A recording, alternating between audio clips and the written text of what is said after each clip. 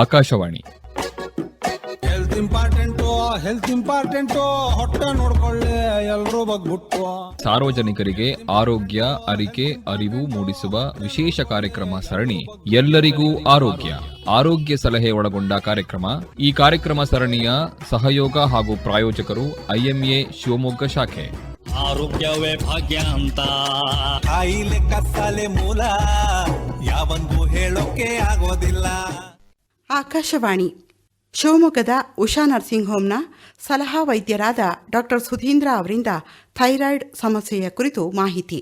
ಎಲ್ಲರಿಗೂ ನಮಸ್ಕಾರ. ನಾನು doctor Sudhindra, Usha nursing home ಶಿವಮೊಗ್ಗದಿಂದ ಬಂದಿದ್ದೀನಿ. ನಾವು ಇವತ್ತು ಒಂದು ಮುಖ್ಯ ವಿಷಯದ ಬಗ್ಗೆ ಮಾತಾಡೋಣ. ಏನು ಆ ವಿಷಯ ಅಂತ ಅಂದರೆ ಥೈರಾಯ್ಡು. ಯಾಕೆ ಅಂತಂದರೆ ನಮ್ಮ ದೇಶದಲ್ಲಿ ಸುಮಾರು ಸರಾಸರಿ 10% ಜನಕ್ಕೆ ಥೈರಾಯ್ಡ್ ತೊಂದರೆ ಇದ್ದೇ ಇರುತ್ತೆ. ಎಲ್ಲರೂ ತುಂಬ ಜನ ಬಂದು ಕೇಳ್ತಾರೆ, ಸರ್ ನಂಗೆ ಥೈರಾಯ್ಡ್ ಇದೆಯಂತೆ, ಹೋಗಲ್ವಾ? 10 ಪ್ರಶ್ನೆಗಳು. ಇದೆಲ್ಲ ಪ್ರಶ್ನೆಗಳು ನೋಡಿದಾಗ ನಂಗೆ ಅನಿಸ್ತು ಒಂದ್ಸಲ ಎಲ್ಲರಿಗೂ ಕೂಡ ಥೈರಾಯ್ಡ್ ಬಗ್ಗೆ ಒಂದು ಸ್ವಲ್ಪ ತಿಳುವಳಿಕೆ ಹೇಳೋದು ತುಂಬ ಮುಖ್ಯ ಆಗುತ್ತೆ ಅಂತ. ಮೊದಲನೇದಾಗಿ ನಾವು ನೋಡೋಣಂತೆ ಏನಿದು ಥೈರಾಯ್ಡ್ ಅಂದರೆ ಅಂತ. ಥೈರಾಯ್ಡ್ ಅನ್ನೋದು ನಮ್ದು ಒಂದು ಗ್ರಂಥಿ, ಗ್ಲ್ಯಾಂಡ್ ಅಂತ ಹೇಳ್ತೀವಿ. ಅದೇನು ಮಾಡುತ್ತೆ ಅಂದರೆ ನಾವು ಹುಟ್ಟಿದಾಗಿಂದ ಸಾಯೋವರೆಗೂ ಕೂಡ ಅದು ಒಂದು ರಾಸಾಯನಿಕ ವಸ್ತುವನ್ನು ಉತ್ಪಾದನೆ ಮಾಡ್ತಾನೆ ಇರುತ್ತೆ. ಈ ರಾಸಾಯನಿಕ ವಸ್ತು ನಮಗೆ ಮುಖ್ಯನಾ? ಖಂಡಿತ ತುಂಬ ಮುಖ್ಯ. ನೀವೊಂದು ಸಿಂಪಲ್ ಎಕ್ಸಾಂಪಲ್ ಥರ ಹೇಳೋದಾದರೆ, ನಮ್ಮ ಗಾಡಿಯಲ್ಲಿ ಆಕ್ಸಿಲರೇಟರ್ ಇರುತ್ತಲ್ವ, ಆ ಥರ ನಮ್ಮ ಥೈರಾಯ್ಡು ನಮ್ಮ ದೇಹದಲ್ಲಿ ಕೆಲಸ ಮಾಡುತ್ತೆ. ಈ ಥೈರಾಯ್ಡ್ ಎಲ್ಲಿರುತ್ತೆ ದೇಹದಲ್ಲಿ? ಮೊದಲು ಗಂಟ್ಲಿನ ಭಾಗದಲ್ಲಿ ಇರುತ್ತೆ. ಆ ಗಂಟ್ಲಿನ ಭಾಗದಿಂದ ಉತ್ಪಾದನೆ ಆದ ಥೈರಾಯ್ಡಿನ ರಸ ನಮ್ಮ ರಕ್ತಕ್ಕೆ ಸಂಚರಿಸ್ತಾ ಇರುತ್ತೆ. ನಾವು ಥೈರಾಯ್ಡಿಂದು ಏನು ಕೆಲಸ ಅಂತ ಮೊದಲನೇದಾಗಿ ನೋಡೋಣಂತೆ.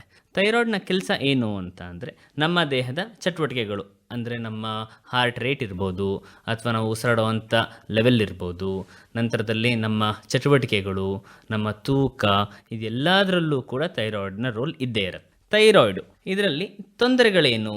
ಈ ತೊಂದರೆಗಳಿಗಿಂತನೂ ಮುಂಚೆ ಕೂಡ ನಾವೇನು ಮೊದಲು ಯೋಚನೆ ಮಾಡೋಣ ಅಂತ ಅಂದರೆ, ನಿಜವಾಗ್ಲೂ ಥೈರಾಯ್ಡ್ ಬಗ್ಗೆ ತಿಳ್ಕೊಳ್ಳೋದು ಮುಖ್ಯನಾ? ನಮಗೆ ಖಂಡಿತವಾಗಿಯೂ ಮುಖ್ಯ. ಯಾಕೆ ಅಂತ ಅಂದರೆ, ನಮಗೆ ಥೈರಾಯ್ಡು ಬಂದಿದೆ ಅಂತ ಎಷ್ಟೊಂದು ಬಾರಿ ಗೊತ್ತೇ ಆಗಿರಲ್ಲ. ನಂಗೆ ತುಂಬ ಜನ ಪೇಷಂಟ್ಸ್ ಬರ್ತಾರೆ, ಸರ್ ನನಗೆ ಯಾರೂ ಥೈರಾಯ್ಡ್ ಇದೆ ಅಂತ ಹೇಳಲೇ ಇಲ್ಲ, ಅದಕ್ಕೋಸ್ಕರ ನಂಗೆ ಗೊತ್ತಾಗಲಿಲ್ಲ ಥೈರಾಯ್ಡ್ ಇರೋದು ಅಂತ. ಸೊ ಅದರಿಂದಾಗಿ ಯಾವುದಾದ್ರು ಡೈರೆಕ್ಟಾಗಿ ಗೊತ್ತಾಗೋವಂಥ ಕಾಯಿಲೆ ಆದರೆ ನಿಮಗೆ ಗೊತ್ತಾಗ್ಬಿಡುತ್ತೆ, ಡಾಕ್ಟರ್ ಹತ್ರ ಬಂದುಬಿಡ್ತೀರ. ಅದೇ ಆ ಥರ ಗೊತ್ತಾಗ್ತಿಲ್ಲ ಅಂತ ಅಂದಾಗ ವರ್ಷಾನ್ಗಟ್ಲೆ ಹಾಗೇ ನಡೀತಾ ಹೋಗುತ್ತೆ. ತುಂಬ ತೊಂದರೆ ಆದಾಗ ಡಾಕ್ಟರ್ ಹತ್ರ ಬರ್ತೀರ, ಅಷ್ಟೊತ್ತವರೆಗೂ ನಾವು ತುಂಬ ಅನುಭವಿಸಿರ್ತೀರ. ಅದಕ್ಕೋಸ್ಕರ ಥೈರಾಯ್ಡ್ ಬಗ್ಗೆ ಒಂದು ಸ್ವಲ್ಪ ತಿಳ್ಕೊತಾ ಹೋಗೋಣಂತೆ. ಮೊದಲನೇದಾಗಿ ಥೈರಾಯ್ಡಲ್ಲಿ ಏನು ತೊಂದರೆಗಳು ಬರ್ಬೋದು?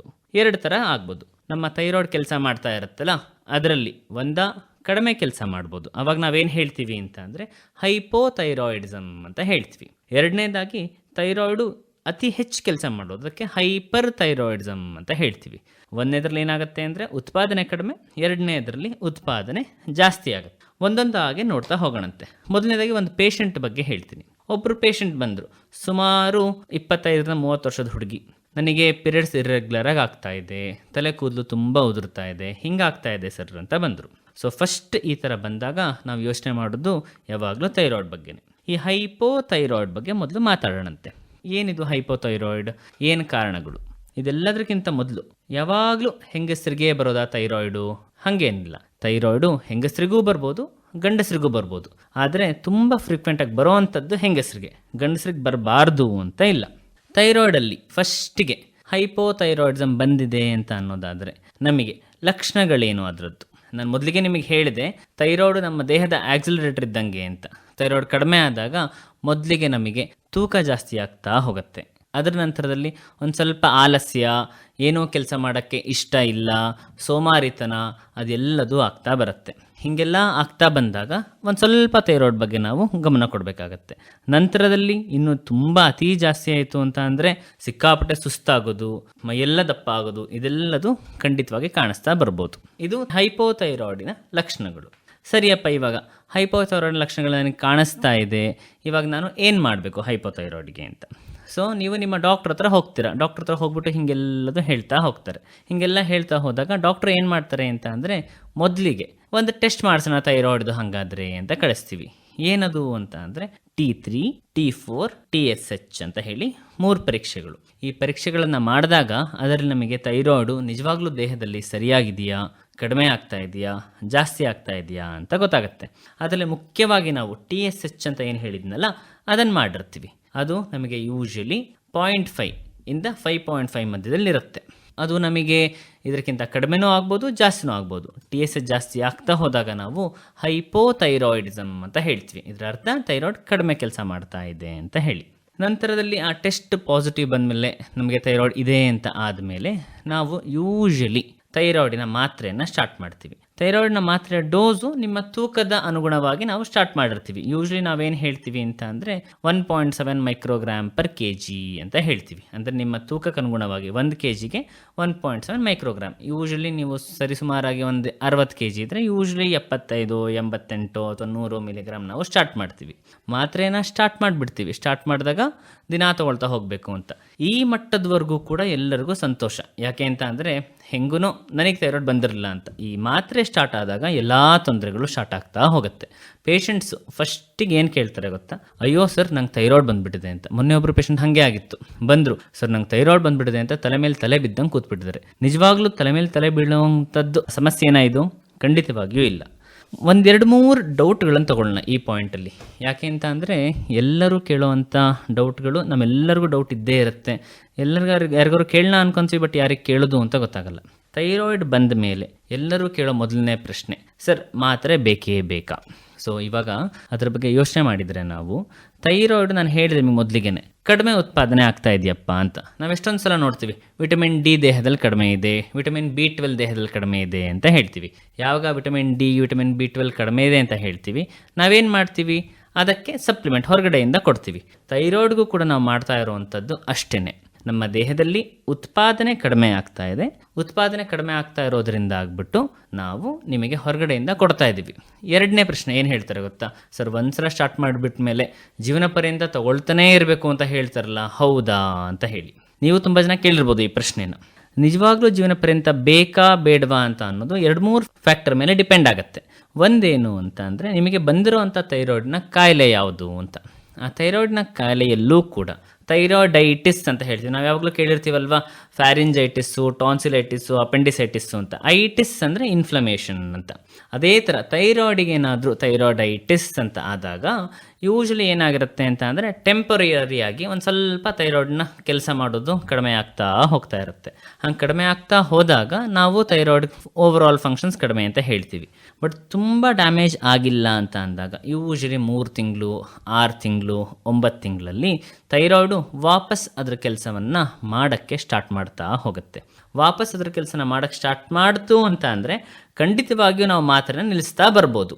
ಬಟ್ ಆದರೆ ಈ ಥೈರಾಯ್ಡೈಟಿಸ್ ಅನ್ನೋದು 100ರಲ್ಲಿ ಒಂದು 10 ಭಾಗ ಥೈರಾಯ್ಡೈಟಿಸ್ ಇರ್ಬೋದು.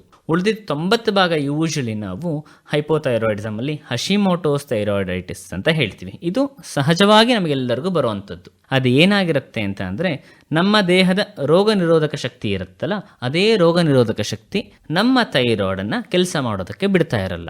ಯಾವಾಗ ನಮ್ಮ ಥೈರಾಯ್ಡ್ಗೆ ನಮ್ಮ ರೋಗ ನಿರೋಧಕ ಶಕ್ತಿ ಕೆಲಸ ಮಾಡೋದಕ್ಕೆ ಬಿಡಲ್ಲ, ಅದು ಪ್ರಯತ್ನ ಪಡ್ತಾ ಇರುತ್ತೆ, ಬಟ್ ಆದರೆ ಉತ್ಪಾದನೆ ಆಗಲ್ಲ. ಆವಾಗ ನಾವು ಏನೇ ಟ್ರೀಟ್ಮೆಂಟ್ ಕೊಟ್ಟರೂ ಕೂಡ ನಿಮ್ಮ ರೋಗ ನಿರೋಧಕ ಶಕ್ತಿ ನಿಮ್ಮ ದೇಹದಲ್ಲೇ ಇರುವಂಥದ್ದು, ಅದನ್ನು ನಾವು ತೆಗಿಯೋಕ್ಕಾಗಲ್ಲ. ಯಾವಾಗ ರೋಗ ನಿರೋಧಕ ಶಕ್ತಿನ ತೆಗಿಯೋಕ್ಕಾಗಲ್ಲ, ನಿಮ್ಮ ಜೊತೆಯೇ ಅದು ಜೀವನ ಪರ್ಯಂತ ಇರುವಂಥ ಸಾಧ್ಯತೆ ಇರುತ್ತೆ. ಅದಕ್ಕೂ ಕೂಡ ನಾವು ಟೆಸ್ಟ್ ಮಾಡ್ತೀವಿ. TPO, TSH ಅಂತೆಲ್ಲ ಮಾಡ್ತೀವಿ. ಅದೆಲ್ಲ ಮಾಡಿದಾಗ ನಮಗೆ ಅದ್ರ ಬಗ್ಗೆ ಒಂದು ಸ್ವಲ್ಪ ತಿಳುವಳಿಕೆ ಬರುತ್ತೆ. ಬಟ್ ಮೆಜಾರಿಟಿ 90% ಅರೌಂಡಿಗೆ ಯೂಶಲಿ ಥೈರಾಯ್ಡ್ ಬಂದವರಿಗೆ ಕಂಟಿನ್ಯೂಷನ್ ಬೇಕಾಗತ್ತೆ. ನೆಕ್ಸ್ಟ್ ಸರಿ ಪೇಷಂಟ್ ಇವಾಗ ನೀವೇ ಆಗಿರ್ಬೋದು, ಬಂದ್ರಿ ಥೈರಾಯ್ಡ್ ಮಾತ್ರೆ ತೊಗೊಳಕ್ಕೆ ಒಪ್ಕೊಂಡಾದ್ಮೇಲೆ ಸರಿ ನಾನು ತೊಗೊಳ್ತೀನಿ ಮಾತ್ರೆ ಜೀವನ ಪರ್ಯಂತ ಅಂತಲೂ ಒಪ್ಕೊಂಡ್ರಿ. ನೆಕ್ಸ್ಟ್ ಪ್ರಶ್ನೆ ಏನು ಕೇಳ್ತಾರೆ ಗೊತ್ತಾ? ಸರ್ ಈ ಮಾತ್ರೆಯಿಂದ ನನಗೇನು ಸೈಡ್ ಎಫೆಕ್ಟ್ ಆಗಲ್ವಾ ಅಂತ. ನೀವು ಒಂದೇನು ಅರ್ಥ ಮಾಡ್ಕೋಬೇಕು ಅಂತ ಅಂದರೆ ಥೈರಾಯ್ಡ್ ನಮಗೆ ಹೊರಗಿಂದ ಏನು ಕೊಡ್ತಾ ಇದೀವಲ್ಲ ಮಾತ್ರೆ, ಆ ಮಾತ್ರೆ ಎಕ್ಸಾಕ್ಟ್ ನಿಮ್ಮ ಥೈರಾಯ್ಡ್ ಹಾರ್ಮೋನ್ ದೇಹದಲ್ಲಿ ಏನು ಉತ್ಪಾದನೆ ಆಗತ್ತಲ್ಲ, ಅದೇ ಉತ್ಪಾದನೆ ಆಗುವಂಥ ಹಾರ್ಮೋನನ್ನು ನಾವು ಹೊರಗಡೆಯಿಂದ ಕೊಡ್ತಾ ಇದ್ದೀವಿ. ಇದು ನಿಮಗೆ ಕಿಡ್ನಿಗೆ ಹೋಗಿ ತೊಂದರೆ ಮಾಡಲ್ಲ, ಲಿವರಿಗೆ ಹೋಗಿ ತೊಂದರೆ ಮಾಡಲ್ಲ, ಪ್ಯಾನ್ಕ್ರಿಯಾಸ್ಗೆ ಹೋಗಿ ತೊಂದರೆ ಮಾಡಲ್ಲ, ಏನೂ ತೊಂದರೆ ಆಗಲ್ಲ. ಅದರಿಂದ ಆಗ್ಬಿಟ್ಟು ನೀವು ಥೈರಾಯ್ಡ್ ಮಾತ್ರ ದಿನಾ ತಗೊಳ್ಳೋದ್ರಿಂದ ಏನೋ ತೊಂದರೆ ಆಗತ್ತಾ? ಖಂಡಿತವಾಗಿಯೂ ತೊಂದರೆ ಆಗಲ್ಲ. ಧೈರ್ಯವಾಗಿ ತಗೊಳ್ಬೋದು. ನೆಕ್ಸ್ಟ್ ಸರ್ ನಾನು ತಗೊಳ್ತಾ ಇಲ್ಲ ಥೈರಾಯ್ಡ್ ಮಾತ್ರೆ, ನನಗೇನೂ ತೊಂದರೆ ಆಗ್ತಿಲ್ಲ ಅಂತ ತುಂಬ ಜನ ಹೇಳ್ತಾರೆ. ನಿಮಗೆ ತೊಂದರೆ ಗೊತ್ತಾಗಬೇಕು ಅಂತಂದರೆ ತುಂಬ ಟೈಮ್ ತಗೊಳುತ್ತೆ. ತೂಕ ಜಾಸ್ತಿ ಆಗತ್ತೆ ಅಥವಾ ನಿಮಗೆ ತುಂಬ ಸುಸ್ತಾಗತ್ತೆ, ಅಲ್ಲಿವರೆಗೂ ಬಿಟ್ಕೋಬೇಕು ಅಂತ ಇಲ್ಲ.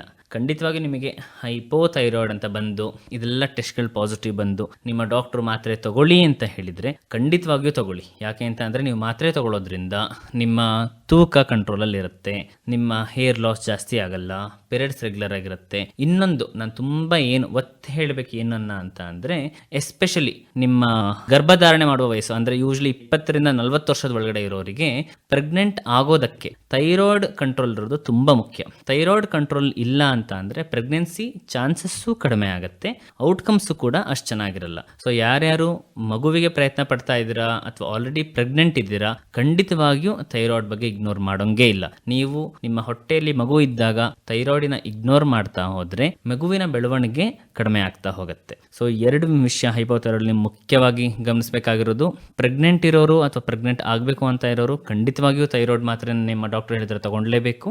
2ನೇದಾಗಿ ನಿಮ್ಮ ಮಗುವಿಗೆ ಥೈರಾಯ್ಡ್ ಇದೆ ಅಂತ ಹೇಳಿದರೆ, ಹೈಪೋಥೈರಾಯ್ಡ್ ಇದ್ದರೆ ಖಂಡಿತವಾಗಿಯೂ ಮಾತ್ರೆಯನ್ನು ಕೊಡಿ. ಯಾಕೆಂದರೆ ನಿನ್ನೆ ಒಂದು ಪೇಷಂಟ್ ಕರ್ಕೊಂಬಂದಿದ್ರು, ಸುಮಾರು 4-4.5 ವರ್ಷದ ಮಗು, 1.5-2 ವರ್ಷದ ಮಗು ಥರ ಆಡ್ತಾ ಇದೆ. ನಾನು ಕೇಳಿದೆ ಯಾಕೆ ಏನಾಯಿತು ಅಂತ. ಇಲ್ಲ ಸರ್ ಬೆಳವಣಿಗೆ ಸ್ಲೋ ಇದೆ ಅಂತ. ನಾನು ಎಲ್ಲ ಪ್ರಶ್ನೆಗಳು ಕೇಳಿದೆ, ಯಾಕೆ ಏನು ತೊಂದರೆ ಇರ್ಬೋದು ಅಂತ. ಕೊನೆಗೆ ಒಂದು ಹಳೇ ರಿಪೋರ್ಟ್ ಸಿಕ್ತು, ಅದರಲ್ಲಿತ್ತು ಥೈರಾಯ್ಡ್ ಕಡಿಮೆ ಇದೆ, ಮಾತ್ರೆ ಕೊಡಬೇಕು ಅಂತ. ಕಂಜನೈಟಲ್ ಹೈಪೋಥೈರಾಯ್ಡಿಸಮ್ ಅಂತ. ಹುಟ್ಟಿದಾಗಿಂದನೇ ಮಗುವಿಗೆ ಥೈರಾಯ್ಡ್ ಕೆಲಸ ಮಾಡ್ತಿರ್ಲಿಲ್ಲ.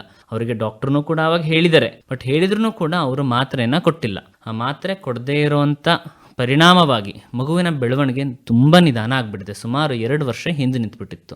ಆ ಮಗುವಿಗೆ ಮತ್ತು ತಾಯಿಗೆ ಅವತ್ತೇ ಹೇಳಿದೆ, ಇದೊಂದು ದೊಡ್ಡ ತಪ್ಪಾಗಿದೆ, ಇದನ್ನು ನೀವು ಮಾಡೋಕ್ಕೆ ಹೋಗಬಾರ್ದು, ಇವತ್ತಿಂದನೇ ಸ್ಟಾರ್ಟ್ ಮಾಡಿ ಅಂತ. ಅವತ್ತಿಂದನೇ ಮಾತ್ರೆಯನ್ನು ಸ್ಟಾರ್ಟ್ ಮಾಡಿದ್ವಿ. ಮಗು ಮತ್ತೆ 3 ತಿಂಗಳಾದಮೇಲೆ ಬಂತು. ಆ 3 ತಿಂಗಳಲ್ಲಿ ಮಗುವಿನ ಡೆವಲಪ್ಮೆಂಟು ತುಂಬ ಮುಂದಕ್ಕೆ ಹೋಗಿತ್ತು. ಮಗುವಿನ ಅದೃಷ್ಟ ಚೆನ್ನಾಗಿದ್ದರೆ ಮತ್ತೆ ಮಗು ಸಾಧಾರಣವಾಗಿ ನಾರ್ಮಲ್ ಮಗು ಆಗುವಂಥ ಚಾನ್ಸಸ್ಸು ಕೂಡ ಇದ್ದೇ ಇರುತ್ತೆ. ಅದರಿಂದಾಗಿ ಹೈಪೋಥೈರಾಯ್ಡಿಸಮ್ ಬಗ್ಗೆ ನೀವು ತಿಳುವಳಿಕೆ ಇರಲಿ. ನಿಮ್ಮ ಮಗುವಿಗೆ ಅಥವಾ ನೀವು ಪ್ರೆಗ್ನೆಂಟ್ ಇರುವಾಗ ಥೈರಾಯ್ಡ್ ಇದ್ದರೆ ಖಂಡಿತವಾಗಿಯೂ ಇಗ್ನೋರ್ ಮಾಡಬೇಡಿ. ಯಾಕೆ ಅಂದರೆ ಒಂದು ಸಣ್ಣ ಮಾತ್ರೆಯಿಂದ ಒಂದು ದೊಡ್ಡ ತೊಂದರೆಯನ್ನು ನಾವು ತಪ್ಪಿಸ್ಬೋದು. ಇದು ಮುಖ್ಯವಾಗಿ ಥೈರಾಯ್ಡ್ ಬಗ್ಗೆ ಮಾತಾಡಿದ್ದು. 2ನೇದು ನಾನು ಹೈಪರ್ ಥೈರಾಯ್ಡ್ ಅಥವಾ ಥೈರಾಯ್ಡ್ ಅತಿ ಕೆಲಸ ಮಾಡೋದ್ರ ಬಗ್ಗೆ ಮಾತಾಡೋಣ ಅಂತ ಅಂದಿದ್ದೆ. ನಾವು ಯೂಶ್ವಲಿ ಹೆಂಗೆ ನೋಡ್ತೀವಿ ಗೊತ್ತಾ, ಯಾರಾದರೂ ಬರ್ತಾರೆ, ಎಲ್ಲರೂ ಬಂದು ಸರ್ ನನಗೆ ಕಣ್ಣು ತುಂಬ ಹೊರಗೆ ಬಂದಿದೆ, ನಮ್ಮ ಪಕ್ಕದ ಮನೆಯವರು ಹೇಳಿದರು ಥೈರಾಯ್ಡ್ ಇರಬೇಕು ತೋರಿಸ್ಕೊ ಹೋಗು ಅಂತ. ಇನ್ನೊಂದು ಏನು ಹೇಳ್ತಾರೆ ಅಂದರೆ, ಸರ್ ನನಗೆ ಮೈಯೆಲ್ಲ ಬೆವರು ಬರುತ್ತೆ, ಮೈಯೆಲ್ಲ ನಡುಗುತ್ತೆ, ಸಿಟ್ ಬರುತ್ತೆ, ಅದಕ್ಕೋಸ್ಕರ ಥೈರಾಯ್ಡ್ ಇದೆ ಅಂತ ನಮ್ಮ ಪಕ್ಕದ ಮನೆಯವರು ಹೇಳಿದರು ಅಂತ. ಇನ್ನೊಬ್ಬರೊಬ್ಬರು ಹೇಳ್ತಾರೆ, ಸರ್ ನಮ್ಗೆ ಪೀರಿಯಡ್ಸ್ ನನಗೆ ಸಿಕ್ಕಾಪಟ್ಟೆ ಆಗುತ್ತೆ ಅಥವಾ ಆಗೋದೇ ಇಲ್ಲ, ಅದಕ್ಕೋಸ್ಕರ ಥೈರಾಯ್ಡ್ ಇರ್ಬೋದು, ನಮ್ಮ ಪಕ್ಕದ ಮನೆಯವರು ಹೇಳಿದರು ಹೋಗಿ ಅಂತ. ಸೊ ಇದು ಹೈಪರ್ ಥೈರಾಯ್ಡಲ್ಲಿ ಏನಾಗುತ್ತೆ ಅಂತ ಅಂದರೆ, ನಿಮ್ಮ ದೇಹದಲ್ಲಿ ತುಂಬ ಥೈರಾಯ್ಡ್ ಹಾರ್ಮೋನ್ ಉತ್ಪಾದನೆ ಆಗ್ತಾ ಇರುತ್ತೆ. ಉತ್ಪಾದನೆ ಆಗಿ ಅದು ಹೊರಗಡೆ ಬರ್ತಾ ಇರುತ್ತೆ. ಅದರಿಂದ ನಾನು ನಿಮಗೆ ಹೇಳಿದೆ, ಥೈರಾಯ್ಡ್ ನಿಮ್ಮ ಗಾಡಿಯ ಆಕ್ಸಿಲರೇಟರ್ ಇದ್ದಂಗೆ ಅಂತ. ಥೈರಾಯ್ಡ್ ಜಾಸ್ತಿ ಉತ್ಪಾದನೆ ಆಗ್ತಾ ಹೋಯಿತು ಅಂತ ಅಂದರೆ ನಿಮ್ಮ ದೇಹದ ಎಲ್ಲ ಚಟುವಟಿಕೆಗಳು ಜೋರಾಗ್ತಾ ಹೋಗುತ್ತೆ. ಹಾರ್ಟ್ ಜೋರಾಗಿ ಬಡ್ಕೊಳ್ಳುತ್ತೆ, ಡಬ ಅಂತ. ಕೈ ನಡಗಕ್ಕೆ ಸ್ಟಾರ್ಟ್ ಆಗುತ್ತೆ, ಬೆವರು ಅಂದರೆ ಬೆವರು ಬರುತ್ತೆ, ತೂಕ ಕಡಿಮೆ ಆಗುತ್ತೆ, ಇರಿಟೇಷನ್ನು, ಸುಸ್ತು ಇದೆಲ್ಲದೂ ಆಗ್ತಾ ಹೋಗುತ್ತೆ. ಇದೆಲ್ಲದೂ ಕೂಡ ನಮ್ಮ ಹೈಪರ್ ಥೈರಾಯ್ಡಿನ ಲಕ್ಷಣ.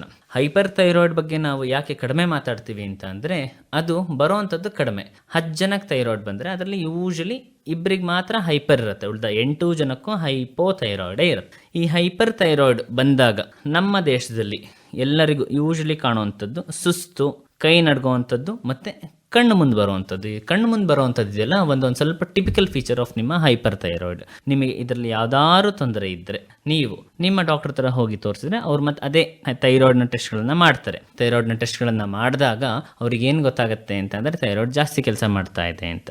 ಜಾಸ್ತಿ ಕೆಲಸ ಮಾಡ್ತಾ ಇದೆ ಅಂತ ಬಂದಾಗ ಏನಕ್ಕೆ ಅಂತ ನೋಡೋದಕ್ಕೆ ಒಂದು ಥೈರಾಯ್ಡ್ನ ಸ್ಕ್ಯಾನ್ ಮಾಡ್ತೀವಿ. ಅದರಲ್ಲಿ ಥೈರಾಯ್ಡ್ ಒಳಗಡೆ ಗಂಟೇನಾದ್ರು ಇದೆಯಾ, ಥೈರಾಯ್ಡ್ ಕ್ಯಾನ್ಸರ್ ಥರ ಇದೆಯೇನಾದರೂ ತುಂಬ ಉತ್ಪಾದನೆ ಆಗ್ತಾ ಇದೆಯಾ ಅಂತ. ಕ್ಯಾನ್ಸರ್ ಥರ ಬಂದಿದ್ದರೆ ಅದಕ್ಕೆ ಖಂಡಿತವಾಗಿಯೂ ಟ್ರೀಟ್ಮೆಂಟ್ ಇದೆ, ಅರ್ಲಿ ಸ್ಟೇಜಸ್ಸಲ್ಲಿ ನೋಡಿಕೊಂಡ್ರೆ. ಇಲ್ಲ ಕ್ಯಾನ್ಸರ್ ಥರ ಏನೂ ಇಲ್ಲ, ಬರೀ ಉತ್ಪಾದನೆ ಮಾತ್ರ ಜಾಸ್ತಿ ಇದೆ ಅಂತ ಅಂದರೆ ಅದಕ್ಕೆ ಟ್ರೀಟ್ಮೆಂಟು ತುಂಬ ಸುಲಭವಾಗಿದೆ. ಒಂದು, ಅದಕ್ಕೆ ಮಾತ್ರೆ ಇದೆ, ಅದನ್ನು ಕೊಟ್ಟರೆ ನಿಮ್ಮ ಥೈರಾಯ್ಡು ಸಾಧಾರಣವಾಗಿಯೇ ಕಡಿಮೆ ಆಗ್ತಾ ಬರುತ್ತೆ. ನಂಗೆ ನಿನ್ನೆ ಒಬ್ಬರು ಪೇಷಂಟ್ ಬಂದಿದ್ದರು, ಸರ್ ಎಲ್ಲ ಕಡೆ ಹೋಗಿ ಬಂದೆ, ಸಿಕ್ಕಾಪಟ್ಟೆ ಸುಸ್ತು, ಎಲ್ಲಿ ನೋಡಿದ್ರು ಏನೂ ಗೊತ್ತಾಗ್ತಾ ಇಲ್ಲ ಅಂತ. ಚೆಕ್ ಮಾಡಿದರೆ ಥೈರಾಯ್ಡ್ ಸಿಕ್ಕಾಪಟ್ಟೆ ಜಾಸ್ತಿ ಇತ್ತು. ಅವರಿಗೆ ಥೈರಾಯ್ಡ್ ಕಡಿಮೆ ಆಗುವಂಥ ಮಾತ್ರೆ ಕೊಟ್ಟೆ. 15 ದಿನದಲ್ಲಿ ಕೈ ನಡ್ಗೋದು ನಿಲ್ತು, ಎದೆ ಜೋರಾಗಿ ಬಡ್ಕೊಳ್ಳೋವಂಥದ್ದು ನಿಲ್ತು, ತೂಕ ಕಡಿಮೆ ಆಗೋದು ನಿಲ್ತು, ಅದೆಲ್ಲದೂ ಸರಿ ಆಗ್ತಾ ಬಂತು. ನಿಮ್ಮ ಹೈಪರ್ ಥೈರಾಯ್ಡಿಂದ ಜೀವನದ ಎಲ್ಲ ಕೆಲಸಗಳು ಕೂಡ ಕಷ್ಟ ಆಗ್ತಾ ಇರುತ್ತೆ. ಈ ನಾನು ಹೇಳಿದ್ನೆಲ್ಲ ಮುಂಚೆ, ಇದೆಲ್ಲ ಹೈಪರ್ ಥೈರಾಯ್ಡ್ ಸಿಂಪ್ಟಮ್ಸು. ಇದರಲ್ಲಿ ಯಾವುದಾದ್ರು ನಿಮಗೆ ಇದೆ ಅಂತ ಅಂದರೆ ನಿಮ್ಮ ಹತ್ತಿರದ ಡಾಕ್ಟರ್ ಹತ್ರ ಹೋಗ್ಬಿಟ್ಟು ತೋರಿಸ್ಕೊಳ್ಳಿ. ಅವರು ನಿಮಗೆ ಹೈಪರ್ ಥೈರಾಯ್ಡ್ ಇದೆಯಾ ಇಲ್ವಾ ಅಂತ ಚೆಕ್ ಮಾಡಿ ಅದಕ್ಕೆ ಟ್ರೀಟ್ಮೆಂಟ್ ಸ್ಟಾರ್ಟ್ ಮಾಡಿದ್ರು ಅಂತ ಅಂದರೆ ಖಂಡಿತವಾಗಿಯೂ ನಿಮಗೆ ತುಂಬ ಇಂಪ್ರೂವ್ಮೆಂಟ್ ಸಿಗುತ್ತೆ.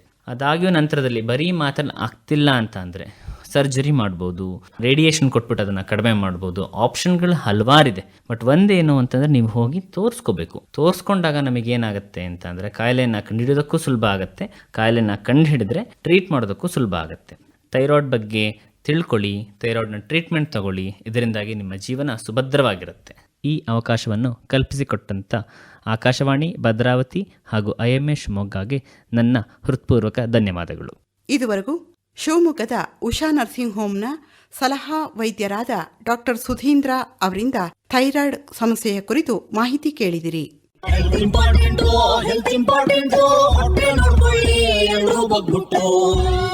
IMA ಶಿವಮೊಗ್ಗ ಶಾಖೆಯ ಅಮೃತ ಮಹೋತ್ಸವ ಹಾಗೂ ಆಕಾಶವಾಣಿ ಭದ್ರಾವತಿ ಕೇಂದ್ರದ ವಜ್ರ ಮಹೋತ್ಸವ ವರ್ಷಾಚರಣೆ ಅಂಗವಾಗಿ ಸಾರ್ವಜನಿಕರಿಗೆ ಆರೋಗ್ಯ, ಅರಿಕೆ, ಅರಿವು ಮೂಡಿಸುವ ವಿಶೇಷ ಕಾರ್ಯಕ್ರಮ ಸರಣಿ ಎಲ್ಲರಿಗೂ ಆರೋಗ್ಯ. ಆರೋಗ್ಯ ಸಲಹೆ ಒಳಗೊಂಡ ಕಾರ್ಯಕ್ರಮ. ನಂಗೂ ಗೊತ್ತಿಲ್ಲ ಹೋಗಮ್ಮ. ಈ ಕಾರ್ಯಕ್ರಮ ಸರಣಿಯ ಸಹಯೋಗ ಹಾಗೂ ಪ್ರಾಯೋಜಕರು IMA ಶಿವಮೊಗ್ಗ ಶಾಖೆ. ಕೇಳುಗರೆ, ಈ ಕಾರ್ಯಕ್ರಮ ಸರಣಿ ಆಕಾಶವಾಣಿ ಭದ್ರಾವತಿ ಯೂಟ್ಯೂಬ್ ಚಾನೆಲ್ನಲ್ಲಿಯೂ ಲಭ್ಯವಿದೆ. ಕಾರ್ಯಕ್ರಮದ ನಿರ್ವಹಣೆ SR ಭಟ್, ಸಹಕಾರ ಸವಿತಾ S. ಕಾರ್ಯಕ್ರಮ ಆಕಾಶವಾಣಿ ಭದ್ರಾವತಿ ಕೇಂದ್ರದ ಕೊಡುಗೆ.